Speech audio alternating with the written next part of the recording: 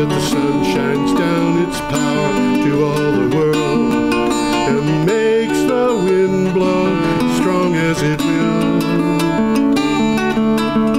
I wonder how gentle rains can fall upon the land, so lovely earth can stay lovely still.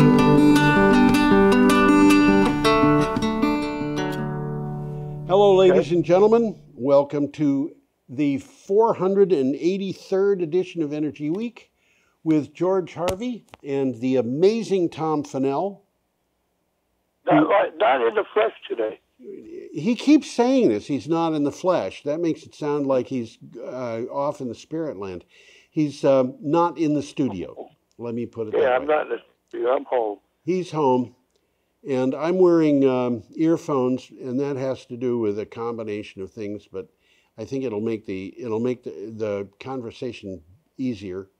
So instead of having a phone on the desk here, every day I get news for my news blog, news about energy and climate change. The blog is geoharvey.com, and it's posted.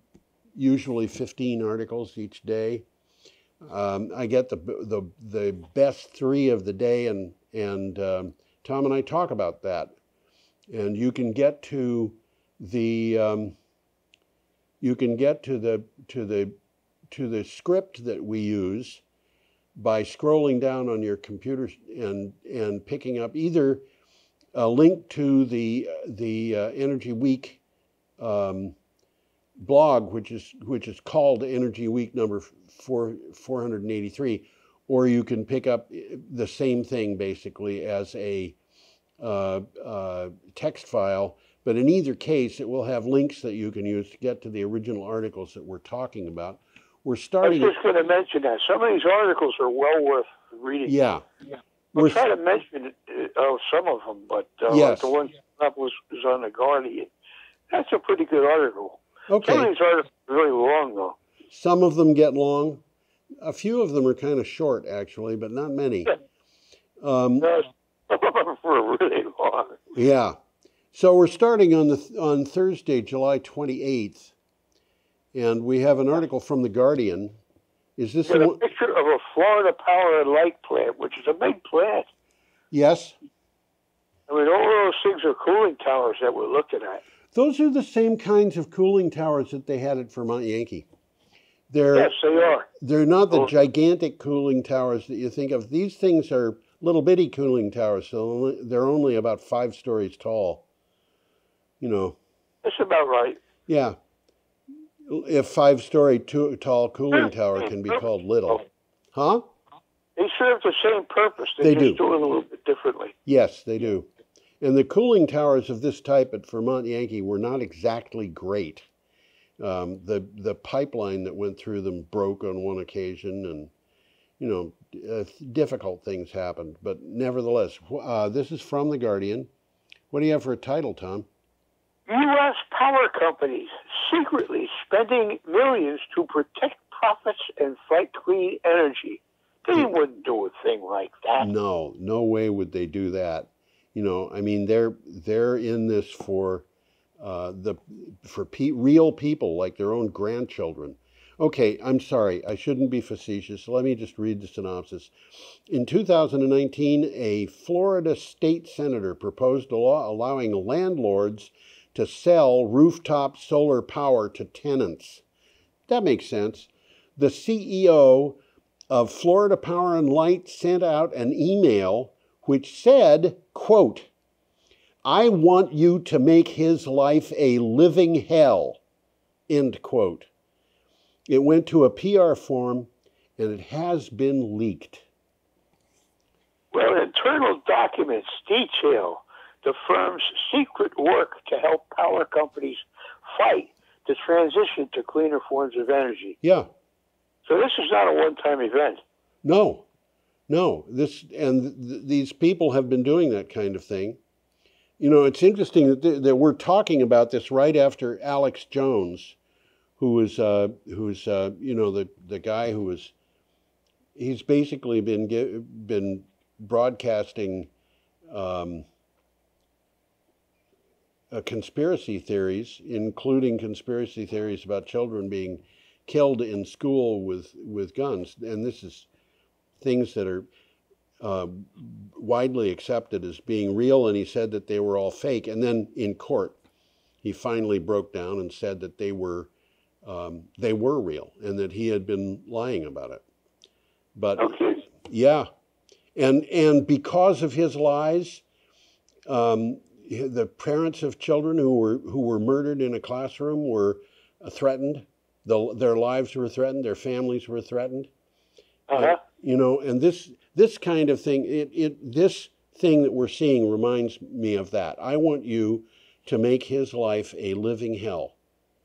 And what he's trying to do is make him up. The senator who introduced this bill was just trying to make people's lives easier. So, well, for what it's worth, the power sector is one of the biggest greenhouse gas contributors in the U.S. That's right. That's one of the reasons why they're doing this. Yeah, they want to continue making money, and they're willing to do things that they shouldn't be doing in order to continue making money. Okay, we should. Buck. Yeah, we should probably go on, Tom. We get the picture there of the gorilla my dreams. The gorilla my dreams. Okay, you can have her. It says that the oil permits are up for auction in Congo's Virunga Park, putting endangered gorillas at risk. Yeah, this is from CNN. Despite growing pleas from climate change activists, the Democratic Republic of Congo says it is moving forward with its plans to auction off a vast majority of oil and gas drilling blocks located in the country's rainforest and peatland. And the thing that has me most upset about this is not the gorillas. I do care about the gorillas. But this peatland is if that peat is disturbed, it's going to start giving off methane. And it is one of the biggest peatlands in the world. It's absolutely gigantic. And I think we're going to touch base on that again later. We are. Yeah. Well, this Virunga National Park is home to over half of the global population of mountain gorillas. Yeah. So this is serious for those guys. Yes, I mean, the mountain gorillas by themselves are probably a good reason for somebody to protect this park. But, you know, we've got a lot of stuff in the world that needs protection. And I don't know. I don't know how to motivate people in the Democratic Republic of Congo to do things differently than what they're doing. But I think that as a world, we should probably be helping them save this land, save the gorillas, I think. Save the earth. Save the earth, that's right. Should we go on? I think we should, yeah. We got a picture here of the Capitol building. Wow, we've got the Capitol building. This article comes from CNN, probably the most it's probably the most important event we're going to be talking about this week. We're going to hit this one again, too. Yeah. And I'll give you the title. Yes. Manchin and Schumer announced deal for energy and health care bill. This is interesting because these guys don't usually talk. Well, they've apparently been talking for some time about this. Senate Majority Leader Chuck Schumer and Senator Joe Manchin announced a deal on an energy and health care bill representing a breakthrough after more than a year of negotiation that has collapsed time and again. And this deal is a major reversal of the position of Manchin's position. So, well, despite furious GOP opposition, this bill stands a serious chance of becoming law. Yeah, yeah.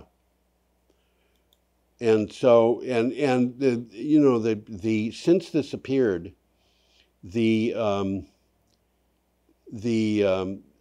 bill has been, and its ramifications have been just one article after another. Practically every day, there's more information about this particular bill. Well, this is kind of serious. It's kind of what? serious. Oh, yeah, this is big news. There's a lot of money involved, and there's a lot of infrastructure that's going to be built as a result. And we will hit upon that. Some of the stuff we've had in the last week, and some of it resulting from this bill, is just mind-boggling. It's so big. Well, Schumer has something to say about it. 40% emission reductions by 2030 is a big effing deal. Yes, it is. Okay, we're up to Friday, July 29th.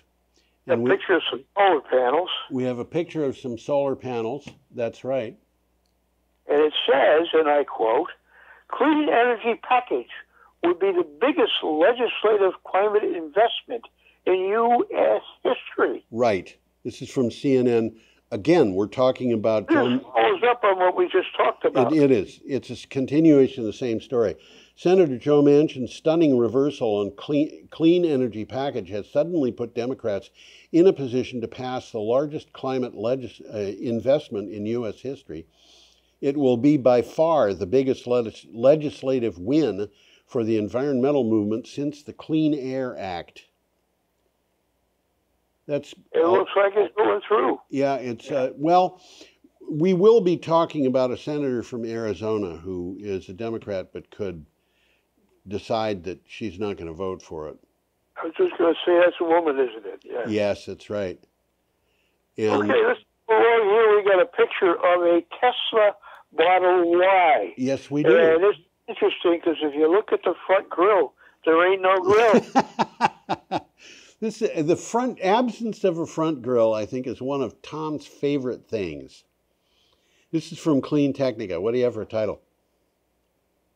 China electric car market, 28% share of auto sales in June. Plug-in vehicles. There's selling a lot of electric cars in China. Oh yeah, there's a lot. Plug-in vehicles continue to be all the rage in the Chinese auto market. Plug-ins got back into the fast lane, growing at 132% year on year. They scored 565,000 registrations in June. That's just June. It's a new record. Plug-in hybrids grew faster at 179% year over year, and battery electric vehicles grew at 121%. So and that's the future. What's that?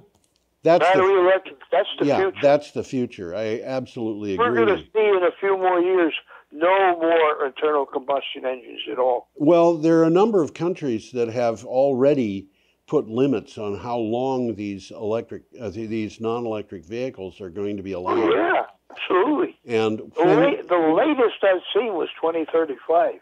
And you know, in a country where they stop selling gasoline-powered or diesel-powered cars, they will stay on the road. The old ones will stay on the road, but only as long as there's gasoline and diesel power available. And as those gas stations close, what? That's the limiting factor.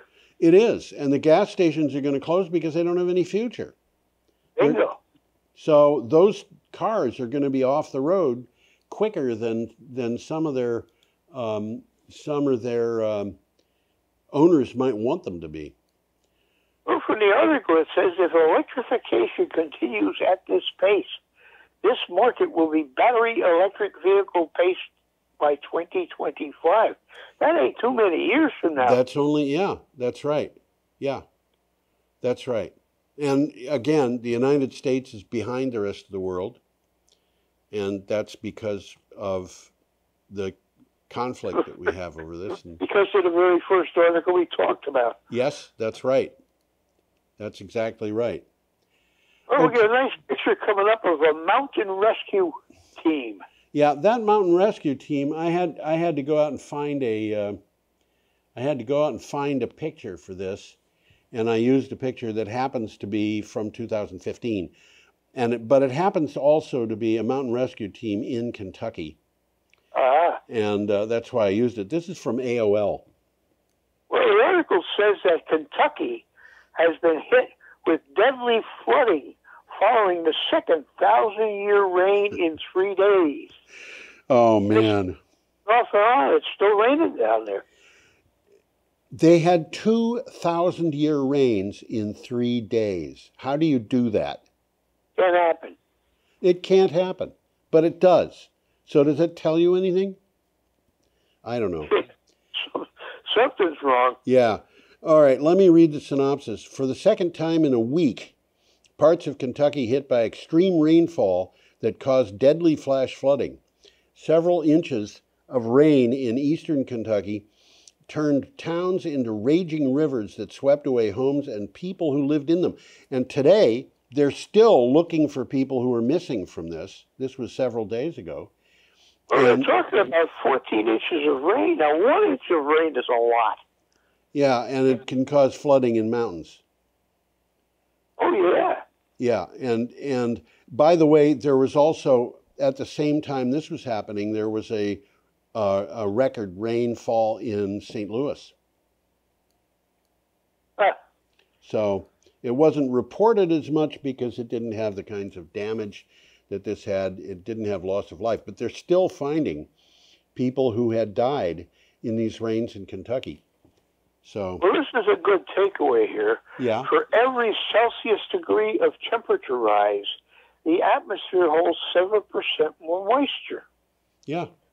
And when conditions are right, that moisture is unleashed in rainfall events. That's what's happening. That's what's happening. And that's, several years ago, I did my own study. I just looked at the premiums that were being paid for flood insurance in the United States, and I factored in changes in the cost of land and increased population, which means increased housing and things like inflation and all of that. And I came to the conclusion that over the period of 1979 to 2015, all of those factors should have driven up the cost of flood insurance by a factor of five and a half. So it should have been 5.5 times as much as it was in 1979.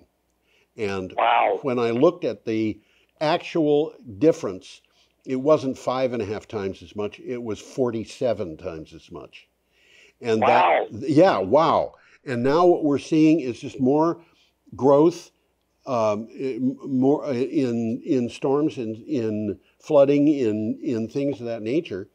And Hurricane Harvey, there were areas in Texas that were flooded that were not even in 500-year flood zones. And this is starting to become normal. It is the new normal. And our denial that is happening of climate change is not helping. But not at all. Not at all. There it is. Okay. Interesting picture coming up about some guys cavorting way up high on a power pole. Cavorting? Is that what they're doing? That's what they're doing, yeah. Okay. The one guy is very clear. There's a second guy there, I believe, and it's kind of hard to pick him out among the various things that are around him. But they're on a device that I've never seen anything quite like that before. It looks like a stepladder that was opened wide and then hung from the top so they could get to things that are a little bit farther from the pole than they would otherwise be able to get to. Well, they got to work on those things. They got to figure out how to do it. That's absolutely right. And they are not going to do it by hanging themselves from blimps, I'll tell you that. Okay, what do you have? The article says, and I quote, Midwest power grid capacity opens up, boosting renewable projects. Yeah, this is from KNSI, which I'm going to say is probably a television or radio station. Got to be a radio station. Yeah. Yep. After the Mid-Continent Independent System Operator, which is known as MISI, approved a $10 billion investment for 18 long-term transmission projects for its Midwest subregion. 3 utilities announced plans to expand renewable energy output by building lines from elsewhere to central Minnesota. So, that makes, really? What's that? That makes sense. Oh, yeah, and these are only 3 of the 18 things. And of course, every time something like this happens, You put in a transmission line, okay, that means a wind farm's going to open up and a solar farm's going to open up. People are going to get employed for that. So some community in central Minnesota that has 487 people in it suddenly discovers that there's 1,000 workers out there who want to make use of its diner. So they've got to extend that. They've got to hire people. They've got all kinds of things that have to be done in terms of providing support for these people. And in the end, the 18 long-term transmission projects are going to account for 200,000 jobs. Interesting. Yeah, we talked about that last week. Going to add a lot of renewables to the grid. Yes, that's right. Huge amount of renewables. And battery storage. What? Renewables and battery storage. Yeah, and we talked about this thing last week. As my recollection is that it was 52 gigawatts. And this thing that's going on in Minnesota, as I said, is just one small part of it. But it basically says all this stuff was blocked by permissions, permits that had to be given out and so forth. And when they come out, all of a sudden the jobs start to appear, the projects start to appear and so forth. Well, let's move along here. We got a nice picture of Kenya. We do indeed have a nice picture of Kenya. With a real weird cloud in it. With a what? Really weird cloud. Yeah, that is actually, I think it's two lenticular clouds. Uh-huh. They're called lenticular clouds because from a certain angle they look like they're shaped like lenses. Yes, correct. And then some interesting too. Just incredible mountains, and that grassland is beautiful. Although, you know... Well, Kenya aims to generate 100 gigawatts. Remember, I always say gigawatts is gigawatts. I think you've said that before, yes. Yeah, Kenya aims to generate 100 gigawatts of renewable power by 2040. 100 gigawatts. Now, That's a lot of gigawatts. It is. This is from Xinhua. My recollection is that Kenya is where those Maasai women live who were delivering solar panels and batteries that were carried by donkeys to little villages with huts in them that are made of straw, and they were putting... Just to say, yeah, they got grass huts and they got solar panels on the roof. Yeah, that's right. And now we're talking about that same country having 100 gigawatts of electric power by 2040. Things are changing. Well, they've got a long ways to go because currently they have 2.4 gigawatts of installed capacity. Yeah, just think about the number of jobs that are going to be created by that. Let me read the synopsis here. Kenya has a hold on an ambitious project target to have 100 gigawatts of installed capacity of power produced from renewable sources by 2040. And this is the Ministry of Energy said in its blueprint for the sector, Kenya will leverage its geographic advantage and clean energy abundance to achieve the goal. It's interesting to me that this particular article happened to appear in Xinhua, which is a Chinese publication. And the thing that makes that interesting to me is that because of the American slowness to get into this sector, our resistance to building up renewable energy, building up plants that make renewable energy infrastructure, wind turbines, solar panels, whatnot, China has got this basically locked up. More than... They're taking advantage of the situation. They are indeed, and they're doing it big time. I mean, 95% of the solar panels, I forget the exact percentage, but it's close to 95%. 95% of the solar panels that are made in the world have historically been made in China. China, right. And we'll talk about that again in this show. Yes. The Chinese are also making large numbers of wind turbines, and they're turning out battery products and so forth. And because of legislative resistance to backing renewable energy, the United States is way far in the rear China looks in its rear view mirror and barely sees us in the background. So, you know, we're going to suffer. We're going to suffer. Absolutely. So I don't know what to say beyond that. Okay, we've got a picture coming up now. You ready for this? Yeah, we got some more cars without grills. We got more cars without grills, and we have a funny stone there that has a thing on it that says Mount Como. It's hard for me to read this. Mount Como Longma. Mount Como Longma, which is the Chinese name, I believe, for Mount Everest. It is that. That's exactly right. And this article is from... It's the base location for climbing Mount Everest. Right, and this is from Clean Technica. Tesla, Model Y, and Model X are the first electric vehicles to reach the Mount Everest base camp. Mount Everest base camp is rather high up. It's up there. Yeah, it's way up there. I would have trouble just walking across level ground at that altitude. Well, it's 17,000 feet. Yeah, I'm not sure I'd stay awake at that altitude.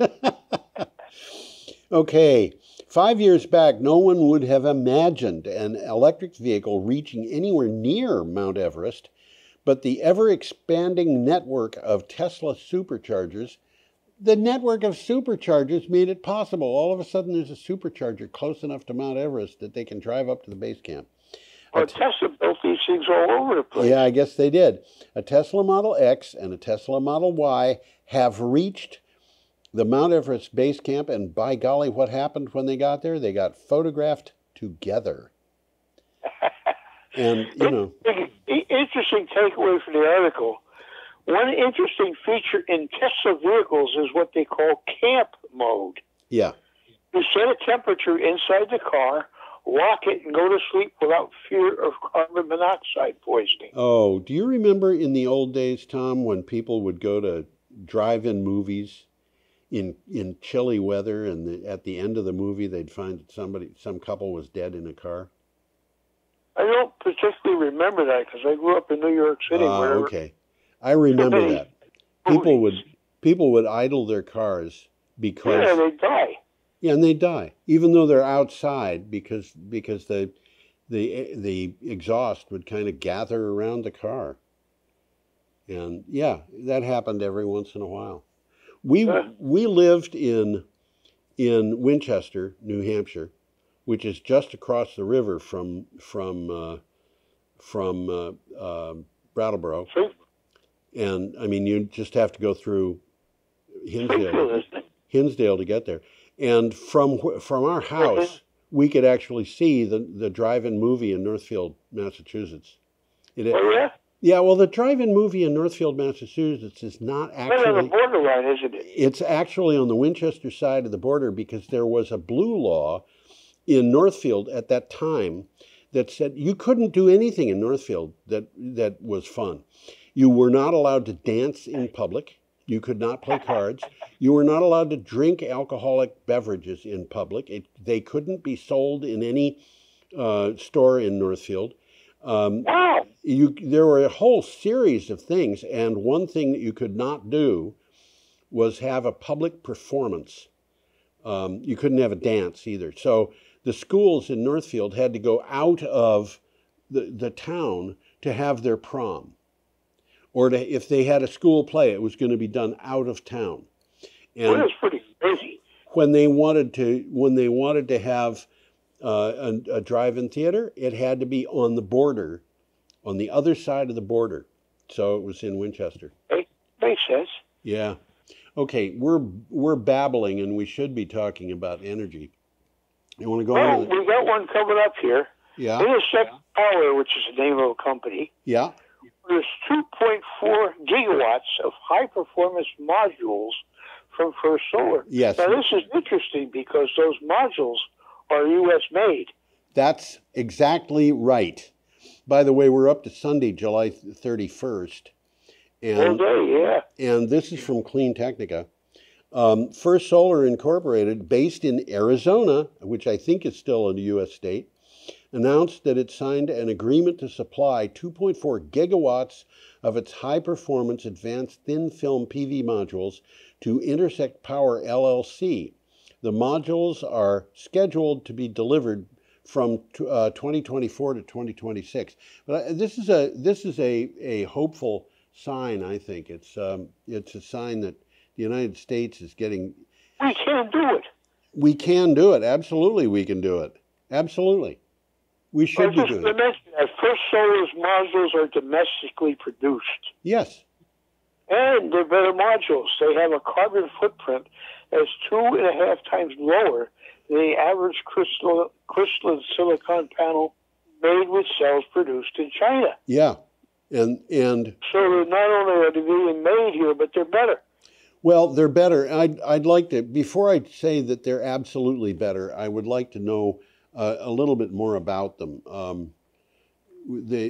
I'd like to know what the chemistry is, and what do they degrade over time, and if so, what happens? Those are all questions. Degrading thin films could conceivably mean that you'd have something in the soil that you don't want there. And but yep. You know, if they have, there are technologies now that involve cadmium, arsenic, things like that, and you don't want those. They're recovering a lot of that. What? They're recycling a lot of that. They are indeed. And yeah. I would like to know what the effects are instead of just guessing. On the other hand, the cadmium modules in Vermont, as I understand it, they don't install them because they're really best for places that have high temperatures, because they perform well in high temperatures. And there you have it. So do you have more on that? No, let's move along here. We got pictures of vegetables. We have pictures of vegetables. There they are. This is from Clean Technica. That's the farmer's market in Eugene, Oregon. That's correct. And what do you have? Eugene becomes the first city in Oregon to ban natural gas. Yes. Good for them. Eugene City Council voted to mandate all new homes be built with 100% electric by June 1st, 2023. A push for new commercial and industrial. That's pretty quick. Yeah, new commercial and industrial construction to be all electric, and have the city manager formalize a goal of electrifying all existing residential and commercial buildings by 2035. So they're working on this. Well, it's following a national movement to eliminate fossil fuel gas from buildings. That's right. It started at Berkeley, California, when they decided to prohibit new gas infrastructure. Right. And it's spreading even now, and it's in New York City. Yes. Okay, we're up to let's see. We have a picture of a machine. This is interesting. This is very interesting. This is from ABC, and this is an Australian broadcast company. Well, what's interesting about that machine is it pulls up energy off the waves.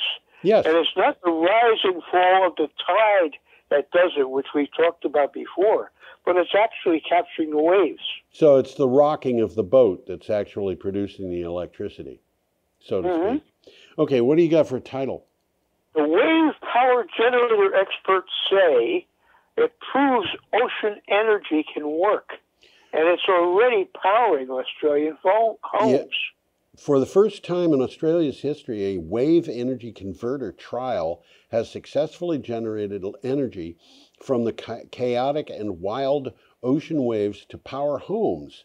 The project on King Island proves that wave power can work, according to experts. It's interesting, and as I mentioned, it's wave power, it's not tide power. That's right. We should move on, Tom. We're running a little bit behind schedule here. Oh, we get a nice picture of a map coming up. We do indeed. And this is astonishing to me. We're up to Monday, August 1st, by the way. And this particular article comes from Dhaka Tribune. Asia, or how Bangladesh can benefit from Japan's supergrid. Yeah. And let me intersect here there. If you see the word Dhaka on that map, that's where Bangladesh is, because Dhaka is the capital of Bangladesh. It's to the left of Hong Kong. Japan has sped up. It is, but Hong Kong's not mentioned on the map. No, Hong Kong's there. It's to the right of Dhaka. Oh, it's all the way over there. Yeah, it's all the way over there. Okay. Japan has sped up efforts to materialize its decade-old plan to decarbonize Asia by connecting some of the biggest economies and the power-hungry populations through 36,000 kilometers of integrated grid and renewable energy. That's about 20,000 miles. About 20,000 miles? Yep. Bangladesh is part of the Asian Supergrid Initiative. Now, this was... It's inevitable what they're doing. I mean, this is just mimicking what we've got here in the U.S. Yeah, although this is going to be a big project. And one thing that's different about it is it goes to different countries. I mean, if you look that's very different. Yeah, Vladivostok is in Russia. Gobi Desert, that's Mongolia. And then, of course, you've got both sides of Japan. But these lines are going to Seoul, which is in South Korea. They're going to China. Goes all the way to India. Eventually goes to India. Yeah, a couple of places in India. It goes to Bhutan, Dhaka, Bangkok, and amazingly, Taipei and Manila. Which means, weirdly enough, you could have a wind turbine in the Gobi Desert producing electricity, which is being sent across China to Taipei.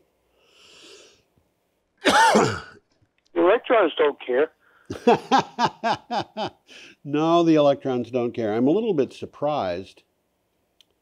They have Singapore in this, but I'm a little bit surprised that they I forget which city I was surprised to see left off, but nevertheless, Singapore is a part of it. Kuala Lumpur is part of it. Pretty big metropolitan area these days. This is a huge project. Okay, Tom, we should move on. Already? We have a picture. Whoops. We have a picture of another. I just wanted to mention something here. In this article, there's a picture of some long-range grid connections. Yes. And there's a picture of a installation of solar. And as seen from the sky, it's bears waving. They arrayed these panels in such a way that when you're up in the sky, you can see bears waving at you. A panda? Is it a panda? Yeah. Those arrays are in China. Yes, they are. They have friends. They have friends on the moon. Aha. Aha. Okay. Our next item. Green energy projects are cheaper and cleaner than fossil fuels. Duh. Yeah. These fuel and do not emit any harmful gas. Yes. Okay. Our next item's from the BBC, and we have a picture of a pyrocumulonimbus cloud from the McKinney fire. There's a 1-minute video that's worth watching here. Yes. It's from the BBC. And cumulonimbus clouds are common, but the word pyro means they're caused by fires. Yes, that's right. So, well, the McKinney fire spreads rapidly in the north part of California. Yeah, the McKinney fire, which started in northern Siskiyou County on Friday, has already burned 52,500 acres. That's 80 miles. What's that? 80 square miles. According to the State Fire Service, at least 2,000 residents and visitors have left the area, authorities say. Some homes have been destroyed, and it was 0% contained. Now, this report, I put it into my material on August 1st, which meant that it came out on July 31st. So the report was from Sunday, and they were talking about a fire that started on Friday. This is way north in California, by the way, very close to Oregon. Interesting. Okay, should we go on? Well, fire, this is an interesting, from the article, the fire grew to more than 50,000 acres in 48 hours to become the largest blaze. This was just incredible speed at which this fire grew. Just really, really fast. Grew awful fast. Yeah. There's a nice graph in there of U.S. land burned by fires yearly. It's kind of scary. Yes. Okay, we have an article from CNN, and we have a picture of Senator Kirsten. Do you know how to pronounce her name, Tom? Well, it looks to me like cinema. It looked to me like cinema, too. It might be Simona. I don't know. I meant to look this up. I'm sorry I didn't. But at any rate, what do you have for a title? Give her one thing. She's better looking than Leahy. Well, I'll grant you that. I want to say something here. He's retiring, by the way. What's that? Leahy is retiring. Absolutely, he is. Senator Sinema is I went looking for a picture of her, and I came across this picture. And under the circumstances, she just looks very suspicious in this picture. It looks like somebody's telling her something, and she doesn't believe it. So I decided I would include this picture because of that. So this is not. She doesn't normally look so. I don't know how to call her look, but. But he's important here. She's like a swing voter. She's got the swing vote. That's right. Yeah, Schumer and Manchin got together and made a deal. Yes. But she hasn't signed off on that bill yet, so her support is critical. Yeah. What do you have for a title? All eyes turn to cinema. I don't know how you pronounce it, as Democrats face a week that could transform Biden's presidency. Yes, Democrats have a chance to accomplish something big, but to do that, they must push the Manchin and Schumer compromise bill and health care bill through the Senate. And to do that, they need to get the crucial vote of Arizona Senator Kirsten Sinema. So there you go. Senators are mobilizing to try to prevent the passage of the bill. Yes, well... represent a victory for Biden and the Democrats before the midterms. So they're doing it for political reasons. Yes, that's right. And there's, in my opinion, altogether too much of that. The people in Washington are too interested in their own careers and being reelected and not sufficient. Right. Huh? That's the system. You're absolutely right. Yeah, and they're not, very few people are really in business in Washington for the sake of their electorate. And it's a shame. And unfortunately, I think that is a result of the Supreme Court deciding the way that it did in Citizens United, where they, Well, it's interesting. Many of these people were relatively poor when they got into the Senate. And after a couple of years, they're all wealthy. Yes. Okay, we're up to Tuesday, August 2nd, and we have an article from the South China Morning Post, and that is a picture of some of the cooling towers at the Zaporizhia nuclear power plant. The U.S. accuses Russia of using Ukraine's Zaporizhia power plant as a nuclear shield. Yeah, the United States accused Russia of using the plant as a nuclear shield by stationing troops there, preventing Ukrainian forces from returning fire and risking a nuclear accident. The Zaporizhia plant is the largest such plant in Europe, and they're putting artillery there and using it as a base for artillery to shoot into the Ukraine. And with the no fear that they're going to shoot back. Yeah, that's basically what it is, and that, in my opinion, really. We're going to touch base with this one again. What's that? We're going to touch base again on this. We will. Again, we're a little bit behind schedule, so since we're going to come back to this, I'm going to go on to the next article. Well, Russia claims a limited number of servicemen are there to ensure safety and security at the power plant. Yeah, and if you believe the Ukrainians, and I kind of tend to do this, they're also kind of brutalizing the plant employees. Here they are. Yeah, okay. Our next item is from Clean Technica, and this is getting closer to home. This is a TerraSmart project that you're seeing, and that is in Connecticut. which is halfway between Hartford and Springfield. I think that's true. Hartfield and Providence. Hartford and Providence. Oh, okay. So Connecticut's largest solar power plant has been completed. Yeah. The renewable energy portfolio of Gibraltar Industries, TerraSmart, announced completion of Connecticut's largest solar plant in Canterbury. The solar array has 150,000 modules for a capacity of 66.5 megawatts, that's AC. The project would normally have taken 130 weeks to build, but it was finished in just 33.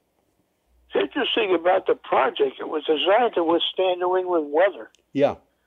And that means up to 120-mile-an-hour winds. Wow. Yeah, wow. 35 pounds per 35 pounds per square foot of snow load and 27 inches of frost depth.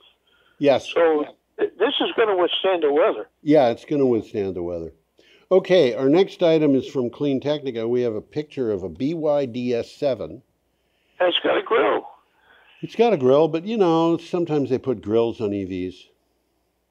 There's a lot of graphs and statistics in this article, if that's what you like. Yes. And it says record EV sales month globally. 12% share for battery electric vehicles. The electric vehicle disruption many of us have dreamed of is finally happening. And the proof of that is that despite all the stuff that's happening right now, pandemics, wars, inflation, material shortages, etc., global plug-in vehicle registrations were up 54% in June 2022 compared to June 2021. Well, the plug-ins represented a 16% share of the overall auto market. Yeah. So they're gaining. And battery electric vehicles themselves, which is a subgroup of all plug-ins, reached 12%. There's details in the article that they go into this in depth, but this is the future. Right. We are up to Wednesday, August. Hey, look at it's the Zaporizhzhia nuclear plant all over again. That's right. Here you get a pretty good picture of how big this plant is. That is six reactors. UN nuclear chief says that the Ukraine nuclear plant is out of control. Yeah. What?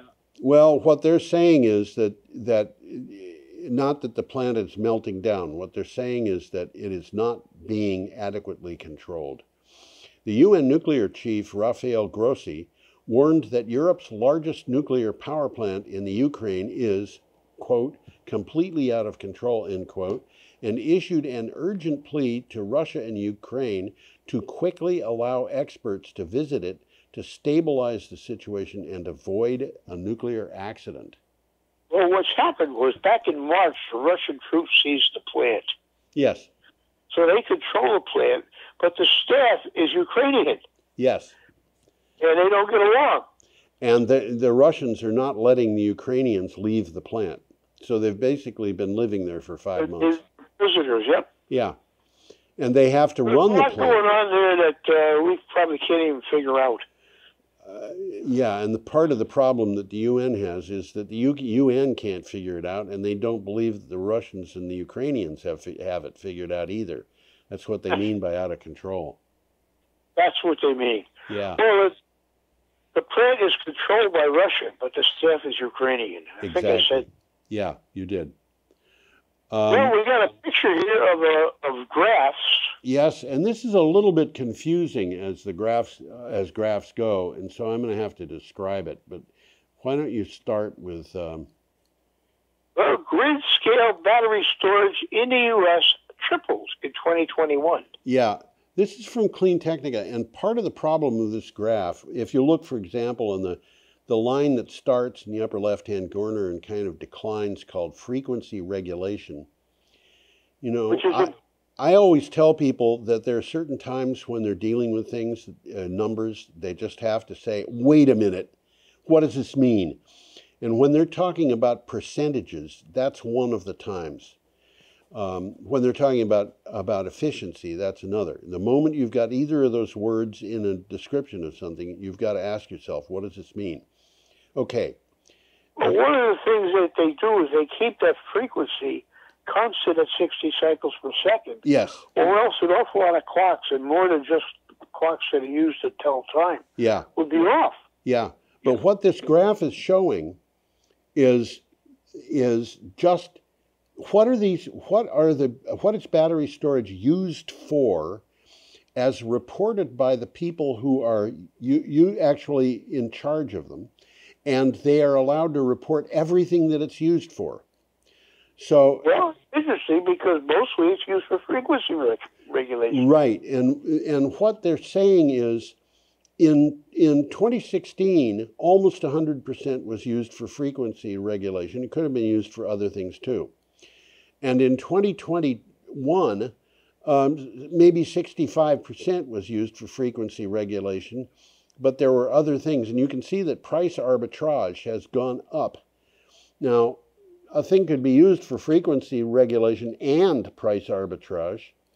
There's no, What is price arbitrage? Price arbitrage is where you're buying power and selling power. And you... Arbitrage is the difference, huh? What would happen if you have, the pump storage station in Northfield Mountain Pump Storage has been doing price arbitrage the whole time it's been there. They buy power when people want to get rid of it at a very low price. Sell it dear. And then they sell it the next day when the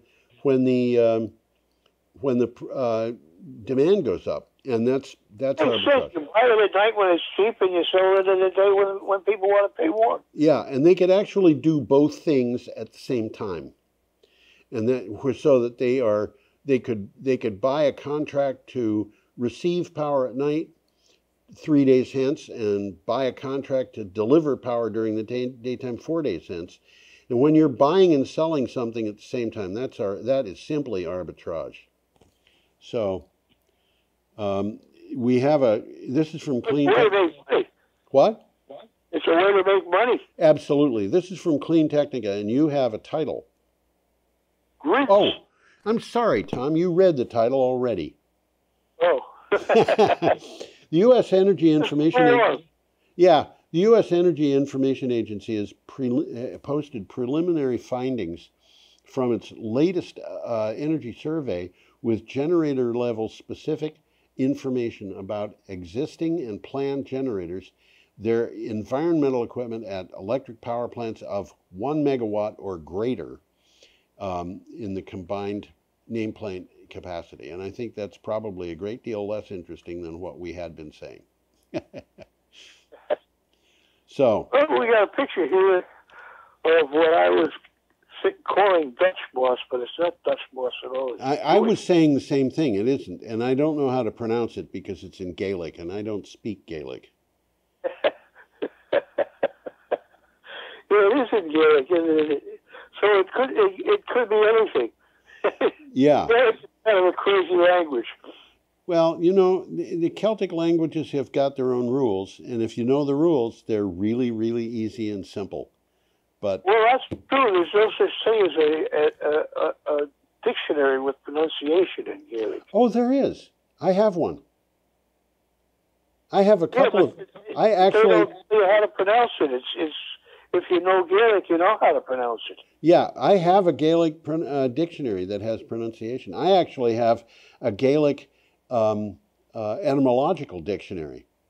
Oh yeah. Believe it or not, yeah, I've got a whole bunch of dictionaries, and it's one of the things that I was into years ago. I was working on a dictionary project, but this particular thing is from the BBC. Yeah, I learned a little bit of Chinese and a little bit of Dutch and a little bit of Hawaiian and a little bit. That's why I learned Welsh, which is, I know 3 sentences in Welsh. Well, the article says the promise and danger of Scotland's bog. Yes, the ancient blanket bog of northern Scotland is reaching a turning point in its long history. Degrade or flourish. Which way it goes will have significant consequences for climate change. By the way, this is true of every bog. whether if it degrades, it's going to be bad, really bad. If it flourishes, it will be good, really good. This is critically important because globally, peatlands store twice as much carbon as all of the world's forests. That is critically important. Yeah, you want to draw down carbon dioxide. If you could open up a peat bog, you're gonna draw down about 15 times as much carbon dioxide, and much sooner than if you put in plant trees. Well, this bog is pretty extensive in northern Scotland. Yes, it is. It's almost everywhere there. Yes, it is. And it's locked in 400 million tons of carbon. Yeah. Which is more than 3 times the amount stored in all of Britain's woodlands. Yes. And it's just as important. Yes, and this, by the way, goes back to that story with the gorilla, where I was saying I'm worried about the gorilla, but the thing that really worries me is the peat. Because that particular bog that's in Congo has got an almost incredible amount of carbon stored in it, and that peat has got to stay in the ground, and it's got to stay wet. And yeah, if they screw with the bog, it releases gas. It releases methane. Probably peat bogs release about 3% of greenhouse gases resulting from human activity. Yeah, which is more than is released by aviation. But this is, if you think about this, only 3% of the land in the world is peat bogs, and they contain more than 50% of the recently sequestered carbon. This is something that we've got to pay attention to. Well, I'm out of notes here, so we must be out of time. We're pretty close to out of time, Tom. And I'm going to go on to the next slide here, which says, have a magically worthwhile week. And then I'm going to go back to myself in the studio, and so I can wave goodbye to everybody. And I know that Tom is waving. Are you waving goodbye, Tom? Absolutely. It's very easy Tom is waving goodbye. I'm waving goodbye. And I'm going to say, y'all come back now, you hear? Did I get that right, Tom? Pretty close. Okay. Yeah, you didn't pronounce the R this time, so that's right. You know, I'm working on it. I got the R right this time. I'll try to get the rest of it right next time. Yeah. That's right. There you go. And so there you have it.